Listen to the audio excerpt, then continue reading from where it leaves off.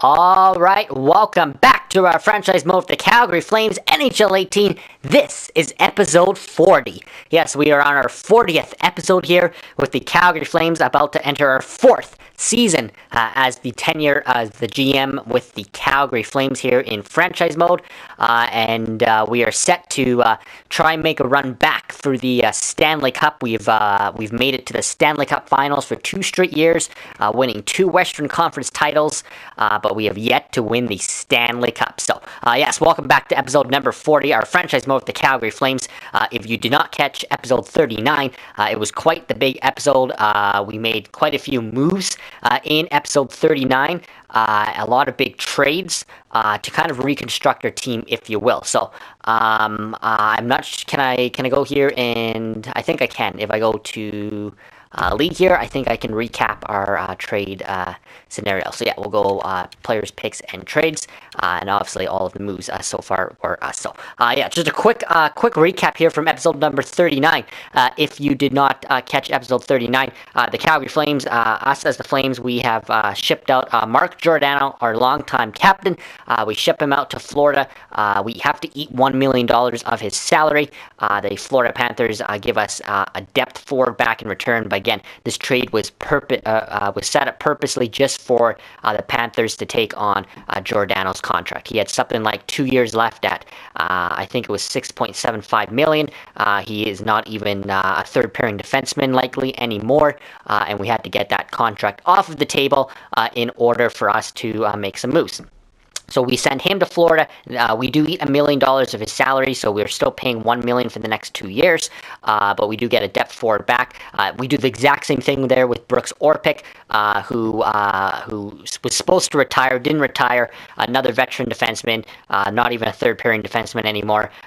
We had to get his almost $2 million off the salary, or off the salary cap. So we did ship out him to Washington. Again, we got another depth forward back. And then we started to make our big moves because we have freed up a lot of salary there, almost $8 million combined between Giordano and Orpik. That allowed us to go out and replace Mark Giordano with a massive trade with the New York Rangers, in which we sent 2 first-round picks, our first-round pick in 2020 and our first-round pick in 2021, along with defenseman Rasmus Andersson to the New York Rangers in exchange for top defenseman Ryan McDonough. McDonough, 86 overall, two-way defender, really good defensive stats, helps round out our blue line, makes our top 4 very elite once again. And then we still weren't done. We wanted to improve our top-heavy forward group.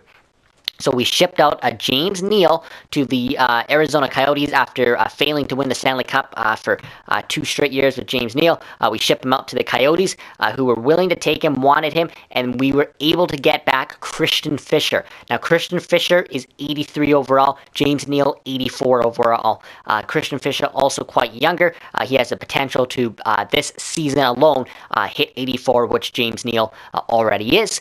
So basically, we're just replacing James Neal with a guy that could turn into James Neal. Now, obviously, he's not going to be your sniper, power forward. He's not going to have the type of career that James Neal did, but we got younger, and we got back a guy that's just 1 less than what Neal is, and has the potential to turn into exactly what James Neal was when he finished the season for us, and that was in 84. So, a really good trade. We also picked up a 3rd-round pick out of that deal. Really good trade there with Arizona. I definitely think we fleeced the Coyotes in that deal, because, again, Christian Fischer is going to step into our top 6 at 83 overall. And he has the potential to grow. We're going to put him on some of our big lines. He'll get a lot of, basically, he'll just take over James Neal's ice time. So he definitely should get the ice time to grow into a good player for us. And that allowed us to free up about $6 million and finish reconstructing our bottom 6. And we did just that. We first things first is we took an offer from the Rangers. They wanted to give us Jesper Fast, who is a right winger, 80 overall. They wanted Gabriel Jones, who wasn't going to fit into our roster. I think Gabriel Jones was something like 52 overall, and he was a prospect.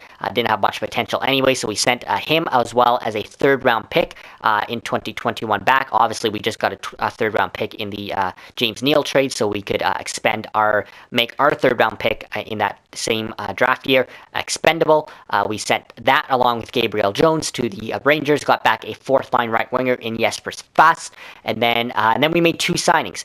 To finish the off-season, we went out and signed for Spencer Fu, who obviously he wanted to not sign with us in the re-signing phase. I think it was episode 38 that was, and he decided that he was going to test the free agent market. Got to free agency, realized that there was nothing out there for him, so we made an offer to bring him back. He had a really solid rookie year for us last year. We signed him to what he wanted, 3 years, 2.15 AAV. That's actually a pretty good deal for our third line right winger. And again, he had really good chemistry on that third line with Eric Holla last season. And then we also went out and got a defensive forward in Andrew Cogliano. We signed him to a 2-year contract, 2.5 per season for 2 years. So that was a good deal there. Like I said, we wanted to spread out and balance our forward group, and we also wanted to add more defensive-minded players to our forward group. So I think we did that by adding Andrew Cogliano. Obviously, Ryan McDonough is a heavy defensive forward. He's a physical, shutdown defensive forward, plays a two-way game. So we definitely made our defensive core a lot stronger and more defensive sound with the acquisition of Ryan McDonough. But yeah, I think we did a pretty good job given what we had to face, and we kind of reconstructed our team. A lot of pieces out, a lot of pieces coming in. And like I said, I mean, we kind of kept the same team for the last couple of years because we made it so close, and we did. We got to the finals for 2 straight years. The problem being is we obviously failed to win the cup for 2 straight years. So our window, I wouldn't say it's closing just yet, but you definitely want to take advantage of the window that you have now. You want to try and win now. So we're in full win mode. We're trying to we did try to reconstruct our team just slightly, make it more balanced, make it more defensive sound, and I think we did just that. So a couple things to get to in this episode here. Obviously, we got to finish this off season, which shouldn't take too long, and we'll start the preseason and training camp. But just before we do, I can't pass up the opportunity here to talk about the real-life trade that just went down between the Calgary Flames and the Carolina Hurricanes. At the time that this video is being recorded, it is 2 days after that blockbuster 5-player deal that shook the hockey world and was probably one of the most polarizing trades in Calgary Flames franchise history. And of course, obviously, that's because the Flames went and shipped out their star franchise defenseman in Dougie Hamilton.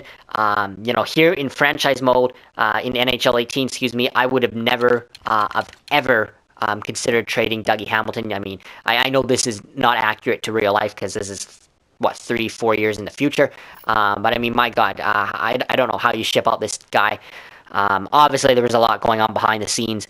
Nothing that was too major that couldn't have been resolved. But at the end of the day, the Flames, I guess they laid on the panic button. They pulled the trigger on the first trade that they could get, and obviously. It wasn't probably the best trade for the Flames. I'm a strong believer that the Flames were heavy losers in this trade. I know there's a lot of mixed reaction out there. I know there's a lot of people on both sides, between both fan bases too. A lot of people in Carolina like this trade. A lot of people in Carolina don't like this trade. And then here in Calgary, obviously, a very polarizing trade. There's a lot of people. It's got to be the most controversial trade that's been this big in a long time, because there's a lot of people that really think Calgary won this trade, and a lot of people that are like myself that believe the Calgary Flames are lost in this trade. And it's not necessarily that they shipped out Dougie Hamilton. I mean, I didn't want it to happen. I didn't think that they should get rid of this guy ever because, like I said, right now in real life, he is 25 years old, just turned 25, a very elite defenseman. I mean, you see the potential he has in this game. Again, this is just a game, but in real life, his potential is definitely something similar to what you see here as a top 2 defenseman. He can be a top pairing defenseman. You're talking about a guy who just finished 9th in Norris voting 1 season ago and 14th this past season. He's arguably 15 to a top 10 defenseman in the NHL right now, and he's only going to get better. This is a player that's part of your core, along with Monahan, Gaudreau, and Tkachuk. Those are your four core players. As much as people didn't want to admit it, those are your four untouchables in real life. And the Flames went out and got rid of Hamilton. Hamilton especially because he's the lone defenseman of that core group. He is your lone anchor on the back end, and you get rid of your franchise blue liner. It's going to be hard to build a championship team around it without this player. So very hard, but again, it wasn't the fact that, like, the biggest part of this that I had many Flames fans upset is not the fact that that Hamilton got traded, but it's more the fact of what they gave up. What else gave up? Excuse me. Michael Furlan goes the other way. Very inconsistent at times, but has proven he can put up 20 goals. That takes a huge shot at Calgary's depth. We know how important depth can be in this game and in real life. Likely Furlan wasn't going to be back on the top line next season with Gaudreau and Monahan. But it's definitely, he would have moved down to the third line, likely with Jankowski and Bennett, and that's taken 20 goals out of your lineup. In fact, between Furland and Dougie Hamilton, it's taken close to 40 goals out of your lineup. And you do bring in two good players, don't get me wrong, but it's two big pieces moving, and then they weren't the only pieces. The other main piece that was the wild card in this trade was, of course, Adam Fox. Excuse me, I was just trying to think there. Fox obviously has the potential to turn into something really good, or had the potential. I didn't put him in this game. That was the odd thing. I know when I started this franchise mode, back in whatever month it was that we started this, all the way back in episode 1, you'll remember that I did put in the game Spencer Fu. He's obviously not in the game. He came out of college, and he wasn't in this game. So I had to create him. I had to put him in the game. The one player I forgot to put in the game, and I kind of realized it a few episodes in, but I didn't obviously think much of it, was Adam Fox, because he actually has a potential, like Juuso Välimäki, to turn into a top 4 defenseman in the NHL. He has extremely high potential. I mean, if you watched him at the juniors this past World Juniors, for me, when I was watching him, he reminded me a lot of Zach Werenski with the Columbus Blue Jackets, a guy that can really quarterback your very elite power play on a very elite American team, but a guy that can really skate the puck and move the puck and distribute it from the back end. He was a really good puck-moving defenseman, but again, like a guy that can pretty much quarterback your power play and your back end, and he would have fit in really nicely, with Juuso Välimäki and Dougie Hamilton for years to come. Obviously, Brody and Giordano won't be here forever. We know that. I mean, again, this is a projection of 4 years, 3 years into the future. We're in year 2021, and already we can see that the team's now without Mark Giordano. He's gone. Obviously, he's just at the age where he's just not effective anymore. It's in this game, it's saying that TJ Brody's still effective, but again, that's projections from this point. So really, your safety blanket was the fact that you have a Dougie Hamilton. Because, like, could you imagine our team right now? Pretend we didn't go out and get Ryan McDonough or Jake Bean, for that matter, another Carolina Hurricane, oddly enough. Could you imagine this future projection without Dougie Hamilton? I mean, you'd have TJ Brody, and you would have Juuso Välimäki, Oliver Chillington, Rasmus Anderson. That's about it. Now that you don't have Dougie Hamilton to have Fox, that takes a massive shot to your defensive core for years to come. Calgary had the potential to have a very, very elite blue line for years to come. So it's hard because the Flames gave up a lot. And again, I'm not gonna go off now. I know I just did, but I'm not gonna go much crazier than that about this trade. You're getting back 2 players in Noah Hannafin and Elias Lindholm, who you are hoping, and that is the key word, hoping, turns into what Dougie Hamilton already is, and that's a star elite piece that can be elite 2-star elite pieces that can be a part of your core pieces. Excuse me. Obviously, Elias Lindholm, a center right winger. I don't see him on here. We're looking at defenseman. That's why. Elias Lindholm, a center right winger. Where is he here? Here he is, right here. They got him listed at 84 in this projection in a couple of years from now as a second liner. Actually, I think this is very accurate.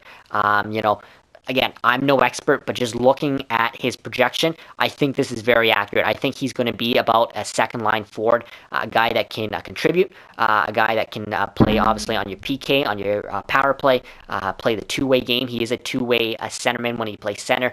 He is listed in this game as a playmaker on the right side. I think this is a very fair projection. I think he's a pretty solid top six second line right winger, but I don't think he's your number one right winger for years to come. So it'll be interesting to see what the Flames do, whether they do it in this rest of this summer, if they go out and get another top six forward, somebody that is a true number one right winger, or if they do it in years to come and just try Elias Lindholm there for now. But I just don't think he's the right fit. As your number one right winger. I do think it was good to bring him in because, I mean, he's 23 years of age in real life right now, and he has the potential to grow into what we see right here on the screen as a second-line elite, probably pretty elite second-line right winger, a pretty good two-way forward. But I just don't think he's going to grow into that top-line player. And then you got a player like Noah Hannafin, and in this game, they've got him growing in right now to 87 at age 23. I mean, if he gets to this, in real life, that would be amazing. I mean, they've got him as a top four defenseman right now, 23 years of age and still growing. I mean, what's his trade value in this game? Yeah, you can see how high his trade value is in this game, and rightfully so. I mean, if he can get to this, then it makes this Hamilton trade that much easier. And then, I feel a hell of a lot better about this deal. But that is a big if. Again, this is all projection. This is all predicting and hoping that Lindholm and Hannafin will grow into what you see on the screen. And I just don't think, I don't think you should always rely on hope, because we know what Dougie Hamilton is currently. We don't know what Hannafin and Lindholm are going to be when they're 25 years of age, which is projected right here in this game. So big gamble by the Calgary Flames. Again, I'm not going to go super intense into this. I'm on the side that of group of people that believe this was a poor trade for the Flames. I believe that the Flames are heavy losers in this trade as of now. But again, I hope that they prove me wrong in the future. I wish Dougie all the best in Carolina, Michael Furlan as well. It's hard not to wish those two guys the best. Furlan was here for 4 seasons. One of the fan favorites, gave a lot of grit and character in the games. He'll be single-handedly remembered for that series against the Vancouver Canucks in the playoffs in that first round. And what was it, 2015? 2015, I think it was. And then Dougie Hamilton. I mean, what can you say about that guy? I mean, I still remember where I was when the Flames fleeced the Boston Bruins and got Dougie Hamilton. I thought he was going to be our franchise defenseman for years to come. I thought we were going to win a championship with Hamilton. I guess it just wasn't meant to be. I hope he does well in Carolina. He should not be front and center in the media and in the fans. He'll be able to kind of live his lifestyle a little bit better. He is who he is, the type of person that he is, and I think Carolina is a perfect market. It will suit him very well. He can do his thing on the ice and then live his personal life off the ice the way he wants. And hopefully for the Flames, Elias Lindholm and Noah Hannafin come in and are superstars for the Flames that they hope one day will be. But that's a lot of hoping. Let's just pray that it all works out. So I just quickly wanted to ramble on about that. It was just such a massive trade a couple days ago here at the time of this recording of this franchise mode. So I just wanted to spend a little bit of time because we're going to make this episode short anyway. I'm just going to get through the rest of this off season, which is pretty much done because we did all of our work in the last video, and we're going to jump right into the preseason and training camp. So let's get right into that now. Let's just quickly finish the off season here. So, like I said, we obviously did all of our moves pretty much in constructing our team here in the last video. Like I said at the start of this video, we got our team set. So, quickly again, because I can't show you on the screen, I penciled this in right now. This is what our team looks like going into next season. Johnny Gaudreau, 91, left side top line. John Tavares, 91, center. Blake Wheeler, 85 on the right side. Second line looks like this. Kachuk, 87. Monahan in the middle, 88. Christian Fischer now in on the right side at 83. Third line looks like this. Cogliano, 80 on the left side. Holla, 82. Fu, 79 on the right side. Fourth line, Mangiapane, 78. Jankowski, 77. And Fast. Jaspers Fast, 80 on the right side of the fourth line. Defensive core looks like this. Brody, 87. Hamilton, 89. McDonough, 86. Bean, 86. That's your top 4 right there. And then Valimaki 76 and Oliver Chillington right now penciling in at 78 as our third pairing. But we also have Brett Kulak at 77 and Tyler Wotherspoon at 77. You can see why we were able to trade away Brooks Orpik and Rasmus Anderson, a couple depth defensemen in this game, because we have such, we got 4 pairings as it stands right now. 2 of the guys will likely start in the AHL. One for sure. I think we might roll 7 to start the season, 7 defensemen. But lots of opportunity for those bottom 4 guys, Valimaki, Chillington, Kulak, and Wotherspoon to compete for the final 2 spots here in training camp. It's our offense where we only have 12 guys right now, so I wouldn't mind adding at least 1 more forward. Now we do have some guys in the AHL that could battle for spots, but likely, I think they're pretty. I think it's like Hathaway and Freddie Hamilton. I don't think those guys are going to make our team. So I wouldn't mind seeing what else is out there. But the one main thing that we did not do at all in the last video that we really haven't looked at, since we started this offseason is our backup goaltending position.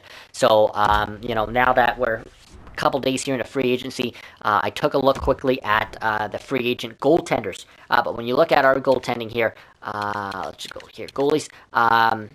There's what we have for goalies. So obviously we have John Gibson. We got our number 1 goalie.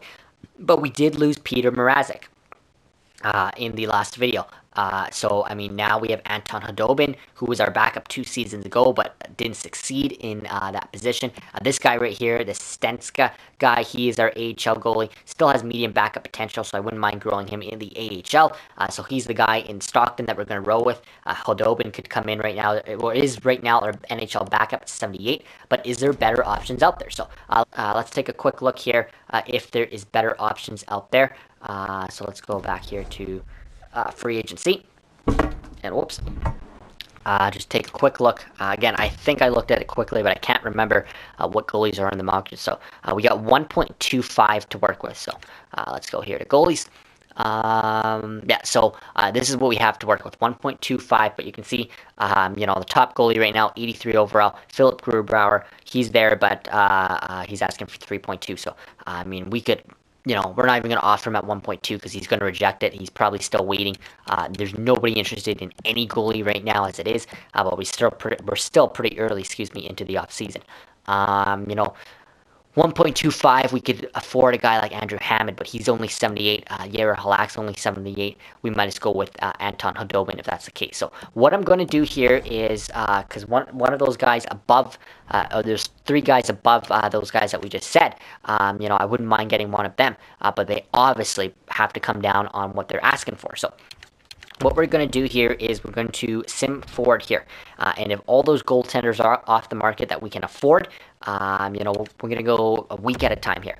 And if those goalies are off the market, then we will we'll just roll with Anton Khudobin because that might just be our best option at this point. And then in the season, if it turns out that we do need a backup goalie to support John Gibson, we will we'll try and go out and do it through trade.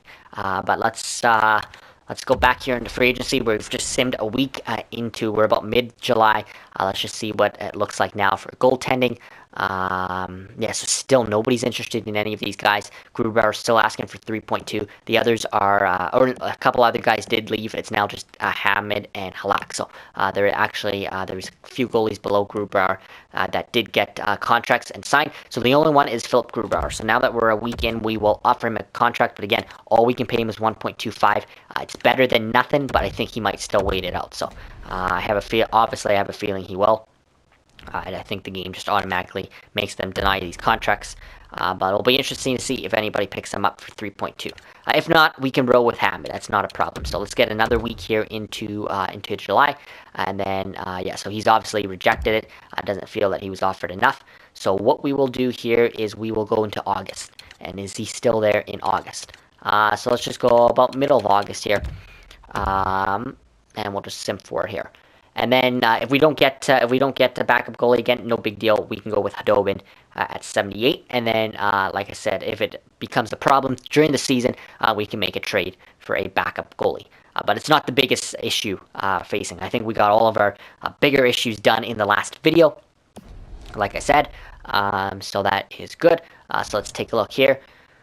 Let's see if he's still there. If not, no big deal again. just a quick look there at, yeah, you can see it's pretty weak now for even players. Not much out there at all. So let's go down to defensemen. Oh, not defensemen. What am I thinking? Goalies. Yeah, so he's still there. Still nobody interested in him. He's come down to 2.6, so he is coming down. We'll give him another offer. We'll give him what we can pay him.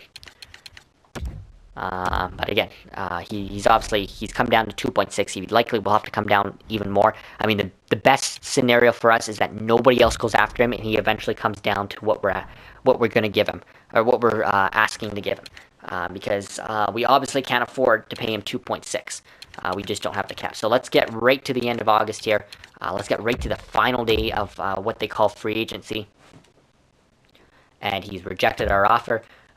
So we'll see if he's still there here on the final day of free agency. Maybe make one last pitch at him to see if he's come down in salary. But we are now about to start up our 4th season, as mentioned here, with the Calgary Flames. It's going to be a good season. It's going to be a grind to get ourselves back to where we want to be. That's the Stanley Cup Finals, and hopefully we made the right moves to put us over the top now. So, again, I'm very happy with what we had to work with. Bringing in guys like McDonough and Christian Fischer, I think was a really good trade. A really good trade with Arizona to bring back Fisher from James Neal. So he is still there, and he's come down to 2.1.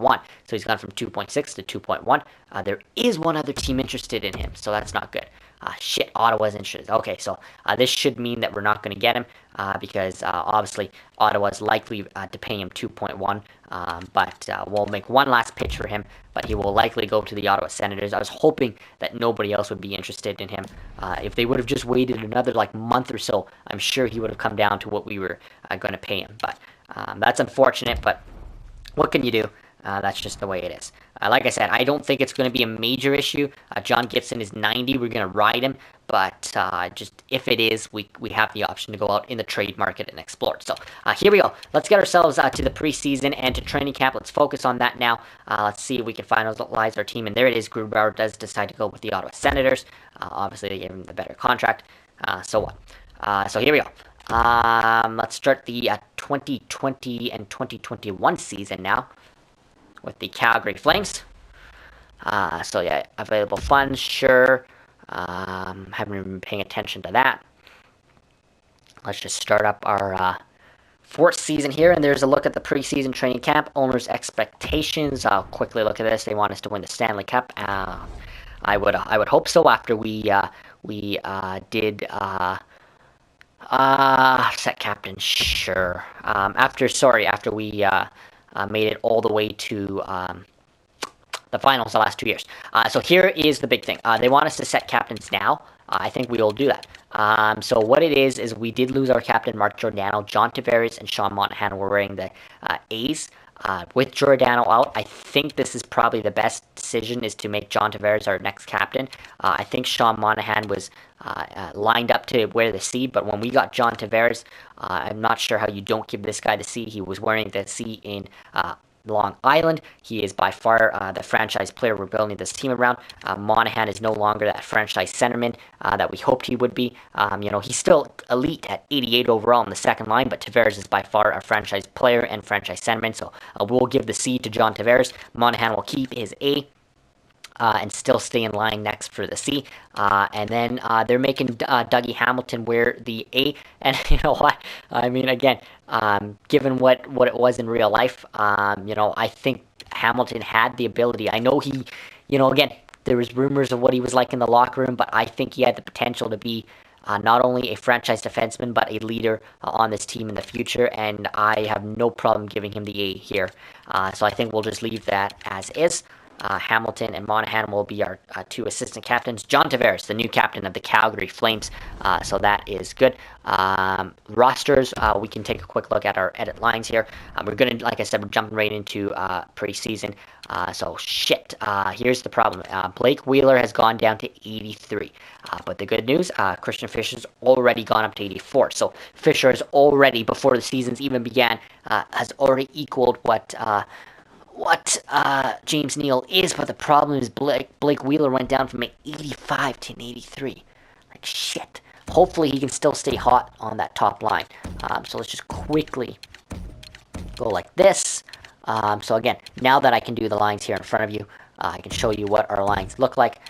So what we have right now is this. Cogliano's gone down to 79. He was an 80. But this is what our lines look like right now. That's not too bad.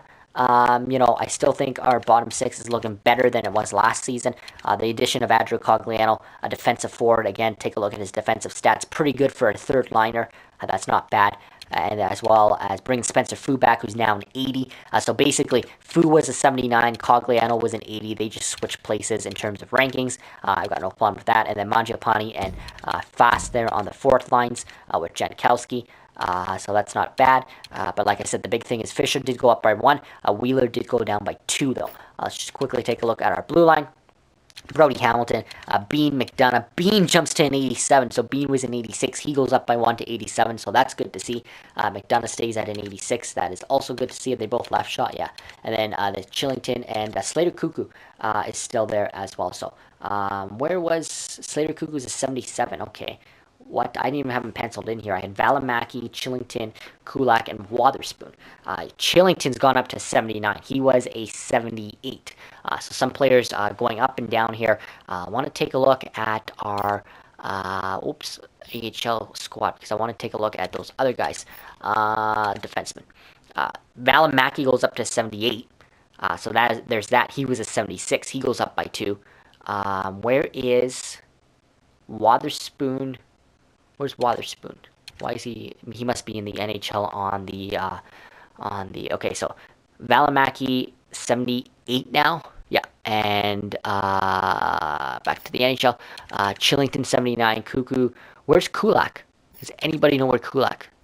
Okay, so let's go to scratch players. There they are. Wotherspoon and Kulak 77. Okay, so they stay the same. But yeah. Okay, that makes sense now. And goaltending stays the same. Yeah, Gibson and Hadobin. Okay, so that looks good. So that is good. Yeah, done here.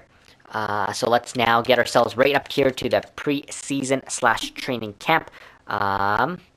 So we start with the Edmonton Oilers, but what we're going to do here is because I believe we have 7 games here.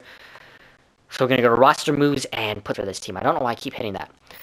Okay, so let's go to, oh cool, you can look at months. Okay. Don't know what I'm doing here. Okay, let's go to roster moves. And what we're going to do is, it's mostly on our defense where we're looking for guys competing for spots. But let's go into, so obviously we got Valimaki, who I want to get. He's in the AHL right now. I want to get him in the NHL competing for a spot. So Dougie Hamilton, who we know is a lock to make the team, assistant captain, we will send him down right now to the American Hockey League, just so we can get Juuso Valimaki up here. Just taking a look here, who else I want to get up. You know what? That might be it. Dylan Dubé 75, Garnet Hathaway 74. I mean, do I let them compete for a roster spot? I mean, they're. You know what? I don't even think so. I think we've got our forwards set. I think we're just looking at our defensive core, really. Shit. Yeah, I mean, you look at forwards. All of these guys are. Why would you go with Dubé or again switch quickly to the switch quickly to in the system. Dubé 75, Hathaway 74. I mean, everybody else is 78 and above. Yeah, I'm not even gonna. I think this is the forward group we're gonna go with. So this is the first time ever that our 12 forwards are that we have to start the season are going to be our 12 forwards. Like, we're not going to go into training camp and have our forwards battle it out. These are our 12 forwards that are going to be on our roster on opening day. And we don't have any extra forwards. All we have right now is Dubé or Hathaway. So that'll be interesting. It'll be interesting to see if we run into injuries or what we can do with that. We might have to go on and acquire another depth forward just in case. Another winger or centerman that can jump in. Another guy around 79, 78 that can come in.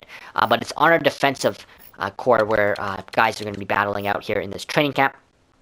So, again, Hamilton's a lock to make the team. Brody, Bean, and McDonough are locks to make the team. But it's between Chillington, Valimaki, Wotherspoon, Kulak, and Cuckoo.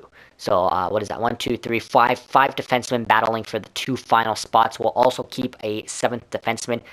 Since we're not keeping an extra forward, we'll keep one extra defenseman, so really there's 3 spots for 5 guys. But 2 starting spots and one extra spot for 5 guys to compete for. So that's what we will do in this franchise mode. So what we will do here is because we took okay. So we'll take Brody out as well, and we will put in Juuso Välimäki. And we will get all these guys playing all of our preseason games. Tyler Wotherspoon, get him into some lines. Take out Jake Bean. And we'll get Kulak in there. So Ryan McDonough is the lone NHLer that's going to be playing with these 5 guys that are going to be competing in the team. So what we'll do is we'll keep McDonough.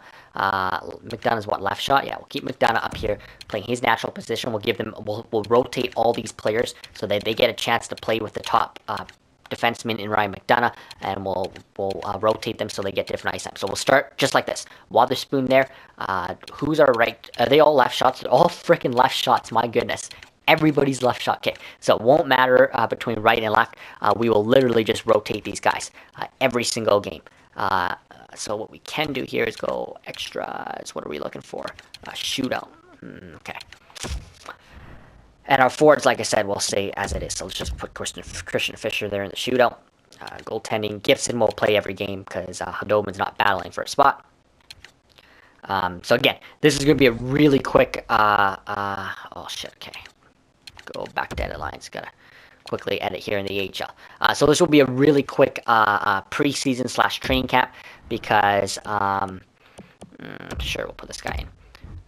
Because it's just between the defensemen. Like I said, our forwards, we're not worried about them. The 12 guys that are there are the 12 guys that are going to make it. It's just going to come down to our defensive core. Who are those final 3 spots going to go to? That's all we're looking at in this training camp. Usually, we're looking at, who the forward spots are, final, 3 extra forward spots are going to go to, and usually we're looking at who's going to get the starting goaltending position. But we have it... crystal clear who our starting 12 forwards are and who our number 1 goalie is. So let's get right into here. Like I said, we'll just rotate our defensemen every game, and then we will look at their stats. What's the time on this video? Okay, so we'll get through training camp preseason, and then we will jump right into to the regular season in the next video. But let's just fly through this here. So preseason training camp here, game number 1. First period, scoreless. Let's go here by periods. Second period, scoreless. Nope, Cogliano gets his first goal in a Calgary uniform. And third period, they get 2, Griffin and Drake Caggiula. 2-1, Edmonton Oilers. We do lose this one. But we'll take a look at our defensive stats at the end, the total stats, excuse me. So let's get up to this Anaheim game, and let's just rotate our defensemen. No, I don't need to allocate budget. Oh, okay, auto set promotion nights, don't care. Alright, so let's just jump out here.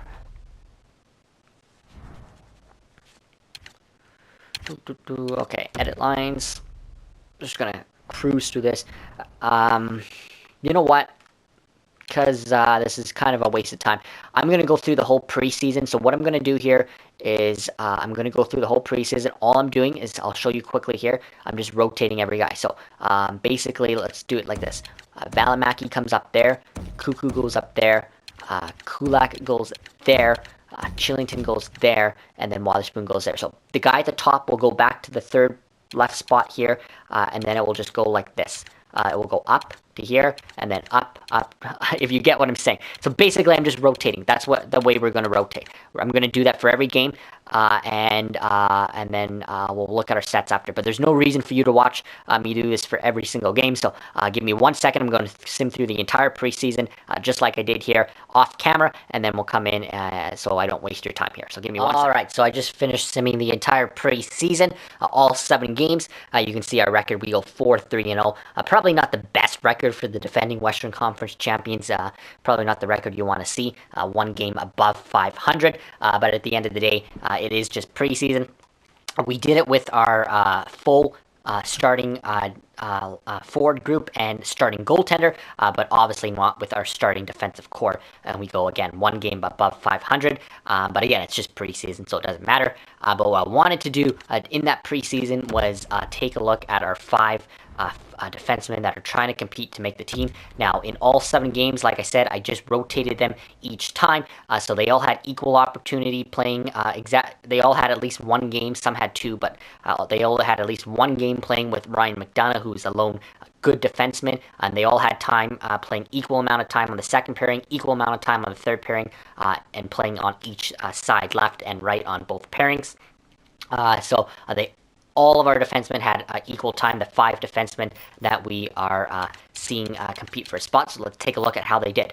So again, not including Ryan McDonough here, who actually was one of the worst during that time. Goals of 1 point -3, so that's not good. But let's take a look here at our defensemen. So Oliver Chillington puts up the most. He's the only one that records a point. He records 2 points in the 7 games, puts up a +4, so I think he's a lock to make the team. When we come down here, +3 for Yusuf Valimaki, no points, -1, but for Wotherspoon, no points, +7 for Brett Kulak, and -4 for Slater Cuckoo. So I think Slater Cuckoo and Tyler Wotherspoon, because they're in the minuses, and that's all I can go off of right now. Cuckoo also picking up 8 penalty minutes. None of them had points other than Chillington.